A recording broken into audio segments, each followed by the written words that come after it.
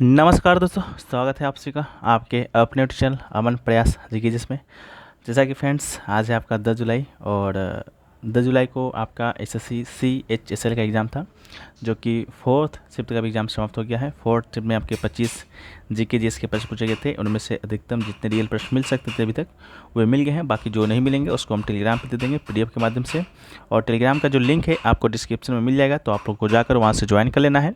तो चलिए हम लोग बढ़ते हैं वीडियो में आगे। तो आज का जो पहला जो प्रश्न है वह है कि 10वीं योजना जो आया था, पंचवर्षीय योजना 2002 से लेकर 2007 तक जो चला था, उसमें पूछा गया था कि कितना प्रतिशत गरीबी कम हुआ था। ये आपसे क्वेश्चन पूछा गया था जिसका राइट आंसर आपका 5, 10, 15, 20 आपका ऑप्शन दिया गया, सॉरी 5, 6, 7, 8% ऑप्शन दिया गया था, जिसका राइट आंसर आपका 5% था। ठीक है, 10वीं पंचवर्षीय योजना की बात करते हैं तो पहली बात तो कब से कब तक चला ये आपको ख्याल रखना पड़ेगा। तो 2002 से 2007 तक है जो कि चला था, और इसमें कुछ मुख्य उद्देश्य को रखा गया था जैसा कि प्रतिवर्ष 8% सकल घरेलू उत्पाद की वृद्धि प्राप्त करना था।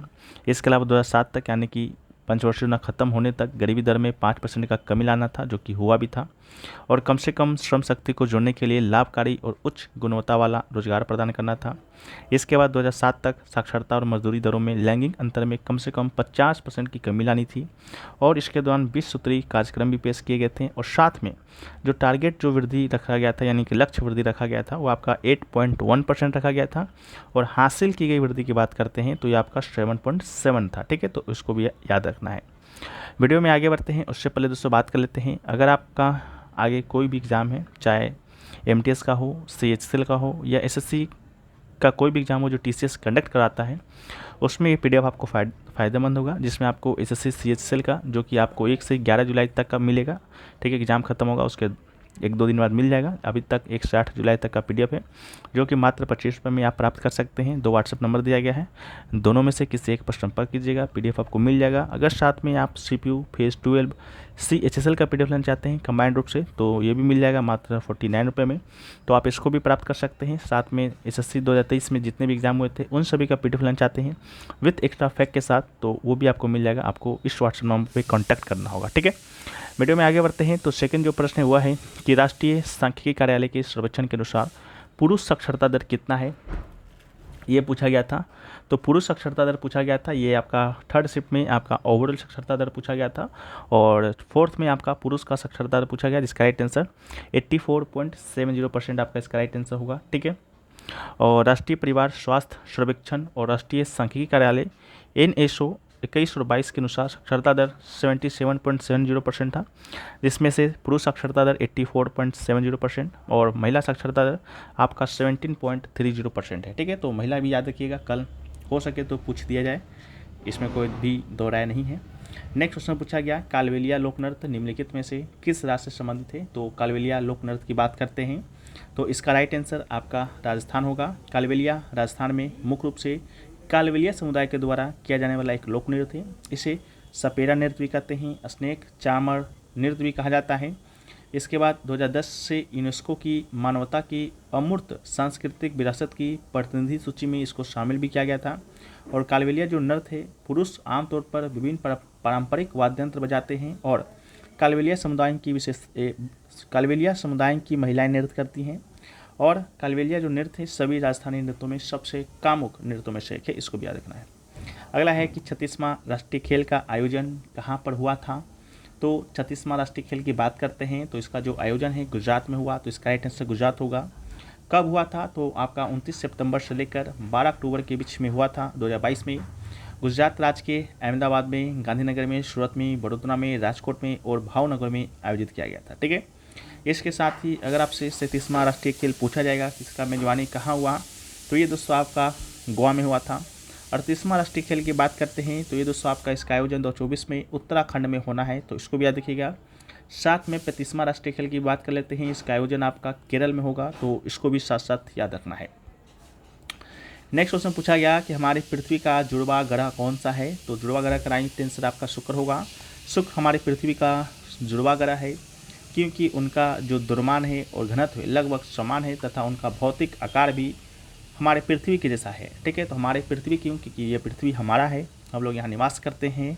साथ में शुक्र की बात करेंगे तो ये सबसे चमकीला ग्रह भी है। शुक्र ग्रह को भोर का तारा, शाम का तारा भी कहा जाता है, और शुक्र की बात करते हैं तो ये आपका सन से यानी कि सूरज से दूसरा नंबर पर आता है। पहला नंबर पे आपका बुध आता है, फिर आपका शुक्र आता है, फिर आपका मंगल आता है, फिर आपका अपना पृथ्वी आता है, फिर आपका यही बृहस्पति आता है, फिर शनि आता है, फिर अरुण आता है, फिर वरुण आता है। ठीक है, तो ये आपका क्रम है। इसके अलावा आज थर्ड से में पूछा गया कि आपका दूसरा सबसे बड़ा ग्रह कौन सा है, तो दूसरा पूछा गया था जिसका राइट आंसर शनि था।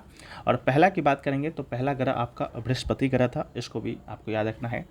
नेक्स्ट क्वेश्चन पूछा गया कि who invented the first glass mirror, तो इसका राइट आंसर आपका हो जाएगा जस्ट वान लिविग। ठीक है, जस्ट वान लिविग इसका राइट आंसर है। सिल्वर ग्लास दर्पण के आविष्कार का श्रेय 1835 के जर्मन रसायनक जस्ट वान लिविग को दिया जाता है। उनकी गीली जमाव प्रक्रिया में सिल्वर नाइट्रेट की रासायनिक कमी के माध्यम से कांच पर धात्विक चांदी की एक पतली परत का जमाव शामिल था। ठीक है, अगला क्वेश्चन पूछा गया कैलाश मंदिर कहाँ पर स्थित है, तो कैलाश मंदिर की बात करेंगे तो ये आपका महाराष्ट्र के एलोरा में है, तो इसका राइट आंसर आपका एलोरा होगा। कैलाश मंदिर को हम लोग कैलाश नाथ मंदिर के नाम से जानते हैं। महाराष्ट्र के एलोरा में स्थित एक प्रसिद्ध मंदिर है। इसका निर्माण का जो श्रेय है आमतौर पर 8वीं शताब्दी के राष्ट्रकूट राजा कृष्ण प्रथम को दिया जाता है और यह द्रविड़ स्थापत्य शैली में एक हिंदू मंदिर है। यह मंदिर जो है भगवान शिव को समर्पित है और अपने ऐतिहासिक महत्व के लिए जाना जाता है। साथ में बात करेंगे राष्ट्रकूट वंश का, तो राष्ट्रकूट वंश का जो स्थापना है दंती दुर्ग के द्वारा है जो कि किया गया था, तो इसको भी याद रखना है। नेक्स्ट क्वेश्चन पूछा गया कि भारतीय संविधान का अनुच्छेद 24 किससे संबंधित है। हालांकि क्वेश्चन का जो लैंग्वेज था आपका अलग था। पूछा गया था कि एक पिता है जो कि अपने बच्चे को जो इसका उम्र 7 साल है उसको वर्क करने के लिए फोर्स करता है, तो ये किस आर्टिकल का अवॉइड होता है, तो उसका राइट आंसर आपका आर्टिकल 24 था। लेकिन आर्टिकल 24 में है क्या, तो आर्टिकल 24 में कारखानों आदि बच्चों के नियोजन का प्रतिषेध करता है। आर्टिकल 24 कहता है 14 वर्षों से कम आयु के किसी बच्चे को किसी कारखाने खदान में काम करने के लिए नियोजित नहीं किया जाएगा या किसी अन्य खतरनाक रोजगार में नहीं लगाया जाएगा। जो आपका ऑप्शन में दिया गया था वो 7 वर्ष का दिया गया था, तो ये बिल्कुल उल्लंघन हो रहा है आर्टिकल 24 का, तो इसका राइट आंसर आर्टिकल 24 होगा। यह अनुच्छेद बिना किसी बात के 14 वर्ष से कम आयु के बच्चे को किसी खतरनाक उद्योग कारखाने या खदान में काम करने पर रोक लगाता है। हालांकि गैर खतरनाक कार्यों में बच्चों को नियोजित करने की अनुमति है। जैसा कि आप लोग देखते होंगे कि 14 साल से बच्चे, कम उम्र के बच्चे भी सीरियल में काम करते हैं, फिल्म भी करते हैं, तो ये आपका गैर खतरनाक है, तो वहाँ पर आप अलग काम कर सकते हैं लेकिन कारखानों आदि में नहीं कर सकते हैं। नेक्स्ट क्वेश्चन है कि 2024 में हिमाचल प्रदेश के मुख्य राज्यपाल का नाम पूछा गया था जो कि आपका रिपीटेड क्वेश्चन था, तो जिसका राइट आंसर आपका शिव प्रताप शुक्ला था। एक बार पूछा गया कि शिव प्रताप शुक्ला किस राज्य के राज्यपाल हैं, जिसका राइट आंसर हिमाचल था। इस बार हिमाचल के ही राज्यपाल का नाम डायरेक्ट पूछा गया, तो राइट आंसर शिव प्रताप शुक्ला हैं। इसके अलावा हिमाचल प्रदेश के मुख्यमंत्री की बात करेंगे वर्तमान में, तो सुखविंदर सिंह सुक्खू इसका राइट आंसर होगा, तो इसको भी याद रखना है। अगला है नेशनल जेवलिन थ्रो डे कब मनाया जाता है, तो नेशनल जेवलिन थ्रो डे की बात करेंगे तो इसका राइट आंसर आपका 7 अगस्त होगा। 10 अगस्त 2021 को एथलेटिक्स फेडरेशन ऑफ इंडिया ने प्रतिवर्ष 7 अगस्त को राष्ट्रीय भाला फेंक दिवस यानी कि नेशनल जेवलिन थ्रो डे के रूप में मनाने की घोषणा की थी। उल्लेखनीय है कि 7 अगस्त 2021 को ही नीरज चोपड़ा ने टोक्यो ओलंपिक 2020 में भाला फेंक में प्रतिस्पर्धा में देश के लिए पहला स्वर्ण पदक जो कि जीता था। इस कारण इस डे को जेवलिन थ्रो डे के रूप में मनाए जाने की घोषणा एथलेटिक्स फेडरेशन ऑफ इंडिया के द्वारा 10 अगस्त 2021 को किया गया था। नेक्स्ट क्वेश्चन की बात करते हैं, वह है कि निम्नलिखित में से कौन सा लोकगीत बच्चों के जन्म के जश्न मनाने के लिए गाया जाता है। हालांकि आपके क्वेश्चन में बिहार और उत्तर प्रदेश का नाम इसमें सम्मिलित था कि बिहार और उत्तर प्रदेश में बच्चों का जन्म होता है उस दौरान कौन सा गीत है जो कि गाया जाता है, जिसका नाम था सोहर, तो राइट आंसर आपका सोहर होगा। इसके अलावा उत्तर प्रदेश के कुछ लोक संगीत के बारे में चर्चा करें तो सोहर जिसका उपयोग एक बच्चे के जन्म का जश्न मनाने के लिए किया जाता है। कहड़वा की बात करते हैं तो इसे विवाह के समय कहार समुदाय के द्वारा गाया जाता है। नौका झक्कर की बात करते हैं तो ये नाई समुदाय में बहुत लोकप्रिय है और इसे नाई गीत के रूप में माना जाता है। अगला है बंजारा या नजवा, ये रात के समय तेली समुदाय के द्वारा गाया जाने वाला संगीत है। अगला है कजली या कजरी, तो ये महिलाओं के द्वारा सावन के महीनों में इसका आनंद लिया जाता है। संगीत की शैली बनारस घराने से संबंधित है, तो इसको भी याद रखना है। अगला क्वेश्चन पूछा गया कि लाइफ डिवाइन पुस्तक के लेखक कौन है, तो लाइफ डिवाइन पुस्तक की बात करते हैं तो राइट आंसर आपका अरविंद घोष होगा। ठीक है, अरविंद घोष जिसका नाम श्री अरविंदो भी है, तो इसको भी याद रखना है। जन्म 15 अगस्त को होता है 1872 में कलकत्ता में। उनके द्वारा ये पुस्तक 1939 में लिखा जाता है। The life divine Shri Aurobindo की प्रमुख दार्शनिक रचना है जिसमें उन्होंने आध्यात्मिक विकास के सिद्धांत को दर्शाया है। यह पुस्तक पृथ्वी पर एक दिव्य जीवन के आगमन पर आधारित है, तो इसको भी साथ साथ आपको याद रखना है। तो यही सभी क्वेश्चन आपके आज के 4th शिफ्ट में पूछे गए थे, जो कि 100% आपके रियल प्रश्न हैं।